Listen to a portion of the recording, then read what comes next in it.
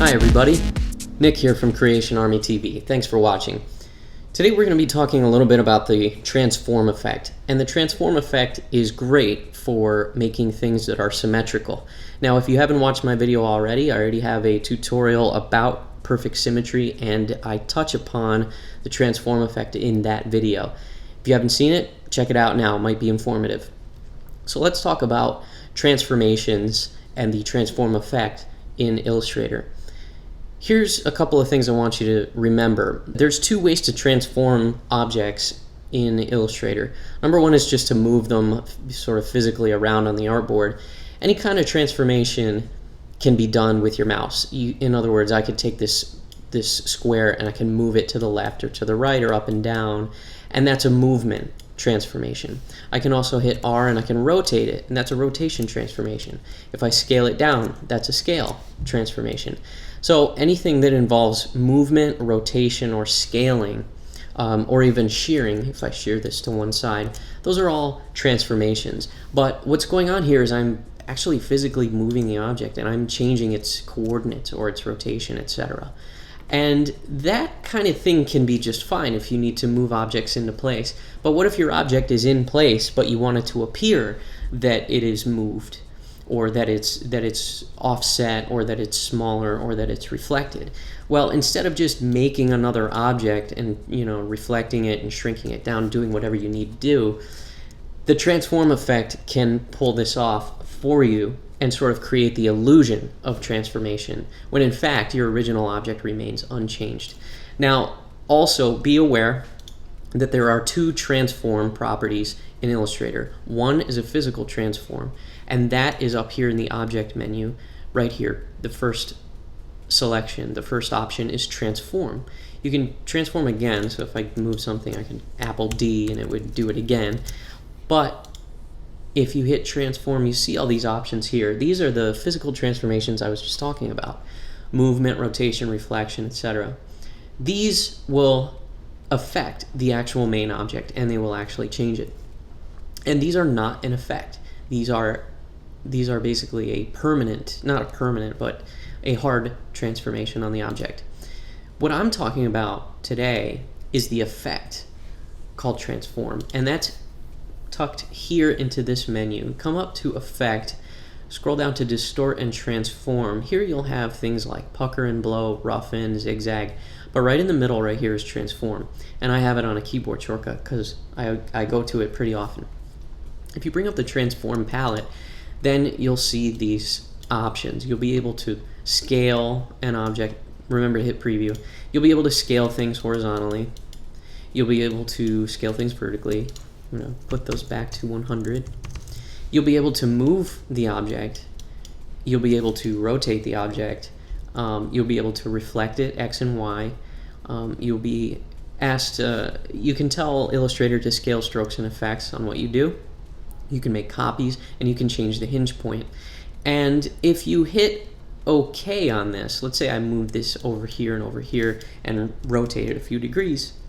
If I hit OK, notice the sort of the wireframe view of this object remains here, but the white object itself remains over here. So what's going on? What you're seeing is the illusion of transformation. So your original object, even if I go into wireframe, is still right here. I haven't moved it at all. I haven't actually transformed it. What I've done is put the effect on. You can see here in the appearance palette. And if I'm not happy with that transformation, I can always click here on the effect and change the values to whatever I want. So I can move it maybe to the left. So there you go. So I'm going to hit cancel, and I'm going to show you some great examples of uses for the transform effect. We'll start with some of the basics. All right, let's zoom in here. This sort of effect is something like I like to call tapering. Again, I have a white square and it's got the transform effect on it. Looks a lot like what I just did, except in this instance I've got copies and each one is also getting smaller. If I dig into the options here for transform effect, you'll see that each copy, there's 9 copies altogether, each copy gets 80% smaller than the last. Each one moves to the left 20 pixels and down 11 pixels, and each one rotates 5 degrees.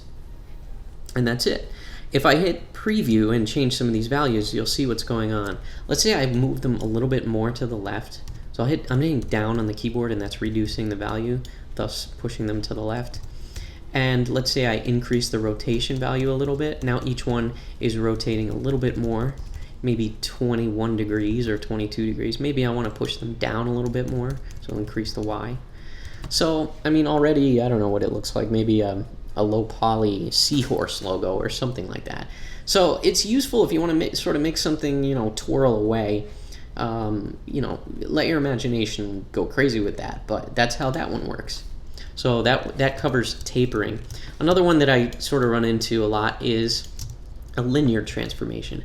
Now, it looks like I have a matrix of 18 circles here, or 15 circles, but I don't. I actually just have one. And if I look at wireframe, it's this one right here. So I made one white circle, and I actually gave it 2 transform effects. The first one I did is right here where my mouse is. The first transform effect pushes 4 copies of the original to the right 60 points. And that's it. There's no reflection, there's no rotation, anything like that. And then I hit transform effect again on the same object, and you can see it here lower on the appearance palette. This transform effect takes effect on the entire row where my mouse is right now of 5 circles, and it actually pushes the entire row down 57 points and creates 2 copies. So let's say I increase the number of copies. I'm going to hit OK and zoom out so we can see what's going on. So if I edit this transform effect again, notice and always remember that I'm not moving or transforming my original object. I'm creating the illusion of copies and movement. So I'll hit preview again, and I'll make like 6 copies, and I'll move it down a little bit. So each one is now spaced out 61 points. Well, what if I rotate it? So hey, now it's looking like a halftone pattern or something, or whatever kind of look that you think you can try to accomplish. You can just tweak these however you want. I can even scale down the copies a little bit, and it gets us these kind of weird effects that might, again, this is tapering away just like the last example, but this might be something that your client is looking for. They might want a logo like this. So if you know that you want to achieve this look, then you know that you can just make one circle, multiply it out to the right, and then down and around basically, and scale them down. I'll hit OK. Here's another transform effect that I ran into a lot in a previous job, and that's sort of a radial effect. Now, this isn't a transform effect on just one object. This is actually, if I zoom in, this is a transform effect taking place on a group. I have a white rectangle here, and I have an invisible line here. So whether the object is visible or not, the effect will still take effect.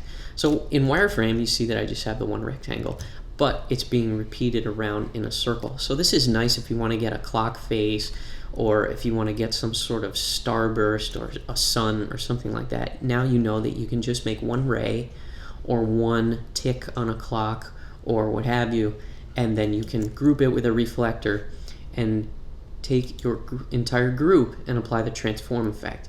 And what happens here is that I have programmed it to produce 19 copies, and there's no reflection, but everything is rotating. So each copy rotates 18 degrees. So here's a quick tip for you. Let's say your client needs exactly 5 rectangles. For copies, you would need to enter 4.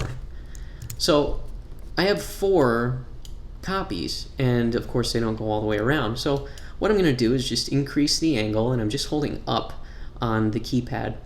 But you can type in any value you need here. If you need exactly 80 degrees, go for it. Type it in. But my client wants 4 copies, or I just want to make I want to make a good example here where we come up with an oddball number. So I'm going to type maybe 13 or 12 copies for a total of 13 rectangles. And notice how they're not exactly spacing out the right way. They're sort of all landing in weird places. If I'm trying to come around to the 12 o'clock position, and the spacing isn't right, and they're all off a little bit. They're all being rotated 29 degrees around the center, and notice that I move my hinge point to the bottom of the group here in the center. But I'm not getting the perfect in between. I'm not getting the perfect spacing between here and here. So how do I fix that? The quick tip is this. Look at the total number of copies that you have and add 1. Adding 1 basically takes into account the original. So you take your copies plus your original for a total of 13, and you want to put the math into the angle field. And to get a perfect amount of spacing between each copy, all you have to do is tell Illustrator what's 360, which is a perfect circle, divided by 13. Remember that we have 13 total rectangles. 360 divided by 13. All right, so you don't even have to get a calculator out and do the math. You can let Illustrator do the math for you here. And I'll hit Tab, and there you go. And Illustrator does the math and determines that 27.69 degrees is the perfect amount of rotation to give you exact spacing. And 27.69 times 13 adds up to 360. So there you go. There's a little quick tip for you. And this type of thing is very helpful, and trust me, I've done this a million times. So let's look at some even more exotic and advanced transform effects. Here's some other ones. Reflection. I've talked about reflection before. Again, if you haven't seen my video on symmetry, this is kind of a look at the world of symmetry. To get this heart, really all I have to draw is 1/2 of the heart. And in wireframe, this is what it looks like with a perfectly vertical right edge. And to accomplish perfect symmetry, I would take this heart and I would use the transform effect to reflect the X value. Sorry, I'm going to recheck that. I'll click preview, and I'm hinging it along the right edge where my perfect vertical is. I'm making one copy, but I'm not moving or scaling anything or even rotating anything. It's a perfect reflection. So that's how you achieve that. And then this is basically single symmetry because the effect is applied once. But this is an example of double symmetry. Let's say you're making a sign for a client and they want to see those filleted edges. Or you're making a movie ticket. This is another example that I made in my symmetry video. The movie ticket has these crescents cut out of each corner, and it's the same radius or the same amount on all 4 sides. So really, all I had to make was one rectangle where one corner was cut out, and then these little circles here are where the ticket would basically be torn off or lead to the next item.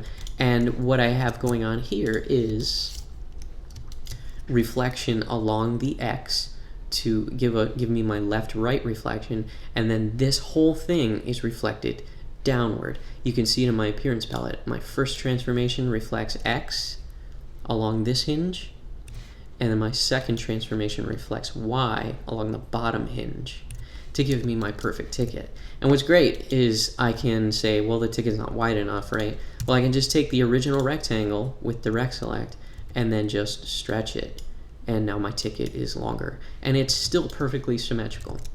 Or I can say, hey, my client might say the crescents in the corner are a little too big. Well, I can just shrink down one of the circles, and now all 4 of them are updated because this has what's called double symmetry along the X and along the Y. Another great use for the transform effect is kaleidoscopic effects. How did I make this snowflake? We all know that snowflakes have 6 sides or 6 sort of prongs coming out from the center. And what's going on here is, again, 2 transform effects. One is a mirroring left to right, and then another one is a rotation of 60 degrees on each copy. I'll demonstrate really quickly how I actually built that. Here are the original objects that will make my snowflake. I just made a rectangle and I pushed one anchor point up a little bit to give a sharp edge. And then I made another rectangle here, duplicated up here, shrank it down a little bit, and blended the 2. If you haven't seen my video about blends, go ahead and click here. They're very informative. Blends are extremely useful. So this is just a blend between 2 differently sized rectangles. I'll take all of this and group it. And then with this entire group selected, I'm going to go to Effect, Distort and Transform, transform, I will reflect X because I want there to be a reflection here, but I want to enter one copy so that I can see one copy of my original here. And I'll hit OK. Okay, I'm not finished yet. I need to put a second transform effect. And what that is going to be is a movement, or sorry, a rotation along the bottom hinge of 60 degrees. How did I come up with 60 degrees? 360 divided by 6 is 60. I mean, we all know that snowflakes have 6 arms, so that's how I came up with that number. So I'll choose my entire group, which already has a transform effect. We'll go to Effect, Distort and Transform. And this time I'll do 5 copies. Remember, we have our original plus 5 copies. Original plus 5 is 6. So I'll hit Preview. Now nothing happens yet because I haven't actually hit Scale, Move, or Rotate anything. I'm going to rotate 60 degrees. Again, if you have trouble with that math and you don't know how much you want to spin it, you can always go, well, I got copies. I got 5 copies plus my original makes 6. So I'll do 360 divided by 6. And that gives you 60. And now it looks like a big jumbled mess. But remember that we're going to rotate our copies along the bottom hinge. So by moving the bottom hinge, by selecting the bottom hinge on this menu, you are putting the rotation of 5 copies along the bottom hinge, and that happens here. And I'll hit OK. And what's great about this is that if I'm not satisfied with how this snowflake looks, I can just work on the original, which I know is right here, and I can change it however I want. Let's say I want it to be a little bit more tapered, and let's say I want the upper rectangle to move up this way, and I want it to be a little bit smaller, and I want the inside rectangle to move up, and so you see what I'm getting at. And very quickly I'm just making one little tiny edit to the actual objects that make up the snowflake, and all the edits that I'm making take place immediately to show me a new perfectly reflected or kaleidoscopic snowflake. Very useful. The last one that I want to show you is the transform effect used within appearance. Here are a couple decent examples. The one on the right is one that I use more often, but I'll talk about this one. In future videos, I'll be talking about knockout, so if I lose you on how the bottom sharp edge is being produced here, have no fear, I'm going to talk about knockout in a future video. What's going on here is I've used a scatter brush, which is made up of these circles, and I've just drawn a blob with the pencil tool. And I gave the stroke this scatter brush and colored it white. So that's my blob, and this is what it looks like basically when you first draw it. But how do we get that flat edge, that perfectly flat edge? And I can move it anywhere, and you can see that there's nothing here. Well, that's an illusion created by the transform effect, but it's also because of knockout. I basically added a fill to this object. I used an effect, which I can get to another time, which is called Convert to Shape Rectangle. That converts this fill to a perfect rectangle. I dialed in a certain width so that it's wider than the blob. And then I used the transform effect to just move it down 63.5 pixels. And then I also made this fill have an opacity of 0, and the entire object has knockout applied. So basically what's happening is this black rectangular fill, which is invisible, is knocking out the visibility of the white cloud. So it's a nice little illusion that I created here, and the great thing is I can use this graphic style or save this graphic style in the graphic styles palette, and I can freely draw clouds that share this effect. And just by choosing that graphic style, now I have flat bottom clouds that are kind of perfectly random and generated. And of course, you'll always have to go back and maybe tweak. You know, I can see the hard edge of the rectangle here, so you'd have to go in to the rectangle menu and maybe give it a little more extra width so that it does cover the bottom of your cloud. Again, I'll be doing future videos on something like this. So nice for cartoon clouds. And the last one that I'll show you is this example. I use the transform effect and the appearance palette all the time for complex appearance. What I've got going on here is a bit of text. I don't actually have a drop shadow effect here, but it's an illusion. What I have is the letter T with two fills. The first one that we see is perfectly white, but the second one below that is white, but it's been screened back in opacity to 20%. And then I've used the transform effect to move it to the right 6 pixels and down 4 pixels. No rotation, no reflection, no nothing. Just move to the right and down. And it gives me this sort of fake or pseudo drop shadow that I can carefully control the color of and the opacity. I can change on the fly to whatever I need. And I don't really have to use any raster effects like drop shadow. And I can update and edit my text however I want to. So that about does it for some of the basic and more advanced things that you can do with the transform effect. I encourage you to use it as much as you can, and especially if you need objects with perfect symmetry or objects that need to be rotated around a carefully controlled hinge. So open up Illustrator, mess around with this effect, experiment with it, and add it to your repertoire. Thanks for watching. I'm Nick with Creation Army TV.